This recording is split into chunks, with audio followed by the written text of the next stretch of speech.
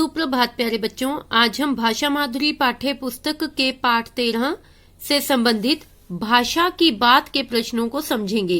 पहला प्रश्न है, सही शब्द से वाक्य पूरे कीजिए। बच्चों, हमें यहाँ कुछ वाक्य दिए गए हैं जिनके रिक्त स्थानों को हमने यहाँ दिए गए विकल्पों में से सही विकल्प चुन के भरना है। सबसे पहला है, लाल बहादुर शास्त्री का बचपन का डैश नन्हे था, काम या नाम।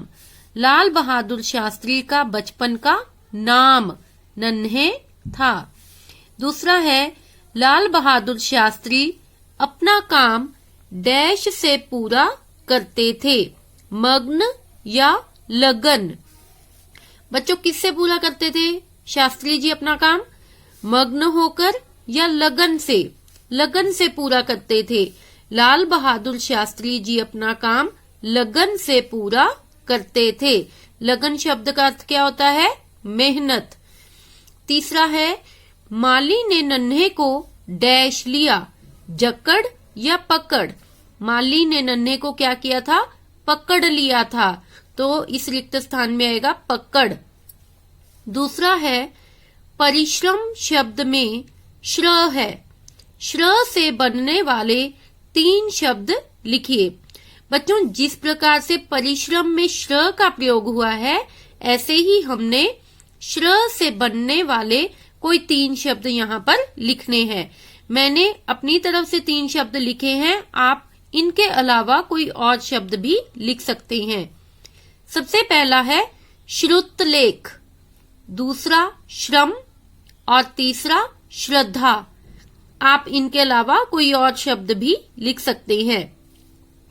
तीसरा प्रश्न है, बताइए इन्हें और क्या कहते हैं। बच्चों, आपको पहले भी समझाया गया है कि जिन शब्दों को और नामों से भी जाना जाता है उन्हें पर्यायवाची शब्द कहा जाता है या समानार्थी शब्द भी कहा जाता है। तो यहाँ पे जो शब्द दिए हैं, हमने ये बताना है कि इन्हें और किन नामों से जाना जाता है। सबसे पहला है देश। देश को और क्या कहते हैं? वतन। परिश्रम को और क्या कहा जाता है? मेहनत। अगला है जन्मदिन। जन्मदिन को और क्या कहते हैं? जन्म दिवस। प्रयत्न को और किस नाम से जाना जाता है? कोशिश। इस तरह से हमने यहाँ दिए गए शब्दों के बारे में बताना है कि इन शब्दों को और क्या कहा जाता है। तो बच्चों, ये थे आपके भाषा की बात से संबंधित प्रश्न। आपको एक प्रश्न और दिया गया है कि दिए गए चित्रों के नीचे उनके नाम लिखिए। बच्चों, यहाँ आपको कुछ चित्र दिए गए हैं जिनको आपने पहचानना है और इनके नामों को, जैसे कि मैंने लिखा है, आपने पेंसिल के द्वारा अपनी भाषा माधुरी की पाठ्य पुस्तक में ही लिखना है। सबसे पहला चित्र है महात्मा गांधी का, दूसरा लाल बहादुर शास्त्री, तीसरा पंडित जवाहरलाल नेहरू, अगला है श्रीमती इंदिरा गांधी, अगला चित्र है सुभाष चंद्र बोस और ये चित्र किसका है? डॉक्टर भीमराव अंबेडकर जी का। तो बच्चों, आपने भी इन नामों को पेंसिल के द्वारा अपनी भाषा माधुरी की पाठ्य पुस्तक में ही लिखना है।